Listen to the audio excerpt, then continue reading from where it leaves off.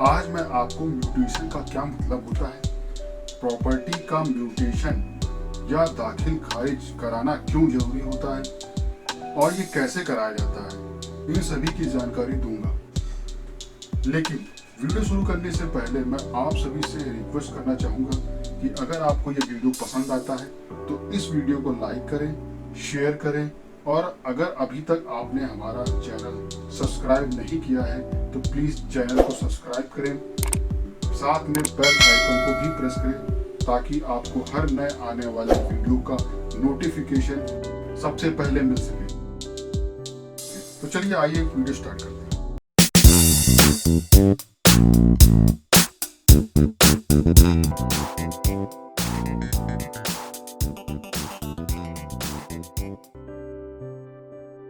Mutation यानी दाखिल खारिज, जैसा कि नाम से सुनकर ही पता चलता है कि एक संपत्ति को दूसरे के नाम ट्रांसफर करना। किसी भी प्रॉपर्टी में अपना नाम पक्का करने के लिए म्यूटेशन की अहम भूमिका होती है। इसकी हेल्प से आप जमीन या किसी भी प्रॉपर्टी के असली मालिक बन जाते हैं। अगर लॉ की नजरिए से देखें तो म्यूटेशन का मतलब प्रॉपर्टी के रिकॉर्ड में प्रॉपर्टी के टाइटल में मालिक का नाम बदलने से है। प्रॉपर्टी टैक्स को अदा करने में इस प्रोसीजर की अहम भूमिका होती है।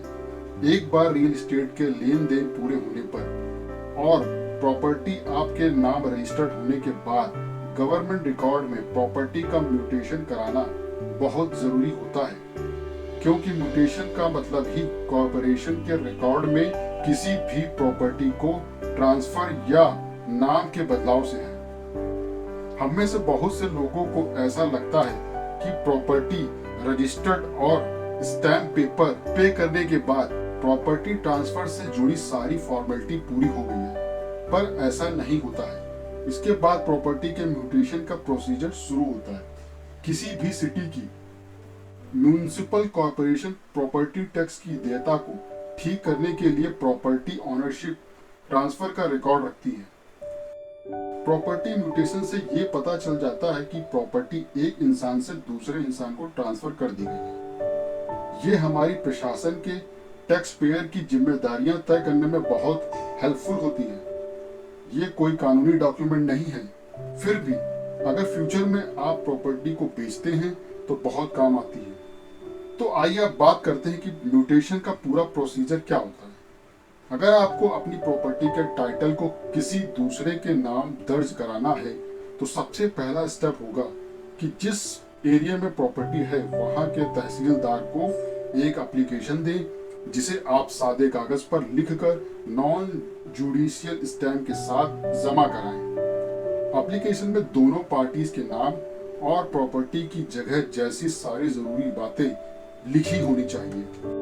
दूसरी बात यह कि प्रॉपर्टी से जुड़ी सारी जानकारी रखें, जैसे प्रॉपर्टी किस जगह पर है, प्रॉपर्टी का मालिकाना हक किस कानून के तहत बदला गया, दोनों पार्टीज के नाम और प्रॉपर्टी किस डेट को ट्रांसफर की गई। तीसरी जरूरी बात यह है कि उन सभी डॉक्यूमेंट्स की कॉपी आपको देनी होगी जिनके बेसिस पर आप म्यूटेशन को अप्लाई कर रहे हैं, जिसमें सेल डीड की कॉपी या वसीयत की कॉपी।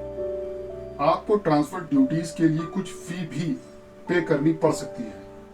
अगर आप कुछ हिस्से का ही म्यूटेशन करा रहे हैं तो उतने ही हिस्से की जो भी फी होगी वो आपको चुकानी पड़ेगी। चौथी बात, प्रॉपर्टी के म्यूटेशन या दाखिल खारिज करने से जहां आपकी प्रॉपर्टी का म्युनिसिपल रिकॉर्ड बन जाता है वहीं प्रॉपर्टी टैक्स जमा करने में कोई दिक्कत भी नहीं आती है। जब भी आप म्यूटेशन के लिए एप्लीकेशन लगाते हैं तो सरकारी विभाग द्वारा इस्तेहार दिया जाता है। इस इस्तेहार में यह पूछा जाता है कि इस पर्टिकुलर प्रॉपर्टी में नाम परिवर्तन किया जा रहा है, किसी को कोई भी प्रॉब्लम है या नहीं। इसके लिए 15 दिनों का टाइम भी दिया जाता है। इसके बाद पटवारी अपनी रिपोर्ट तैयार करता है। रिपोर्ट जमा करने से पहले दोनों पक्षों के बयान लिए जाते हैं। अगर इस प्रोसीजर में कोई रुकावट आती है या किसी को कोई आपत्ति आती है तो इस मामले को उस एरिया के रेवेन्यू असिस्टेंट ऑफिसर के पास सुनवाई के लिए भेज दिया जाता है। अगर रेवेन्यू असिस्टेंट ऑफिसर्स के फैसले से कोई पक्ष असहमत होता है तो 30 दिनों के अंदर डिप्टी कमिश्नर के पास वो अपील कर सकता है। अगर आप प्रॉपर्टी को बेच रहे हैं या टाइटल को ट्रांसफर कर रहे हैं तो इसकी सूचना अपने एरिया के म्युनिसिपल कॉर्पोरेशन ऑफिस में जरूर दें, क्योंकि जब तक प्रॉपर्टी आपके पास थी इस प्रॉपर्टी का टैक्स आप देते थे और प्रॉपर्टी बेचने के बाद दूसरी पार्टी को टैक्स पे करना होगा। इस दौरान अगर प्रॉपर्टी का टैक्स बढ़ता है तो इसकी देनदारी दूसरी पार्टी की होगी।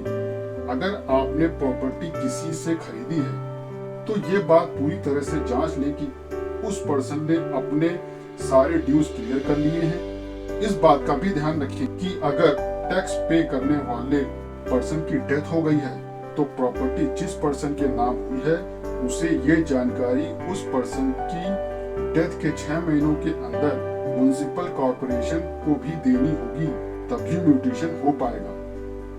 अगर आप प्रॉपर्टी का कुछ हिस्सा ही बेच रहे हैं या खरीद रहे हैं तो उतने ही हिस्से का म्यूटेशन कराया जा सकता है। तो चलिए बात करते हैं म्यूटेशन के दौरान लगने वाले कुछ जरूरी डॉक्यूमेंट्स की, जिसमें सबसे पहले आएगा सेल डीड की कॉपी, जो भी बेचने के वक्त आपकी सेल डीड बनी थी उसकी कॉपी लगाइए।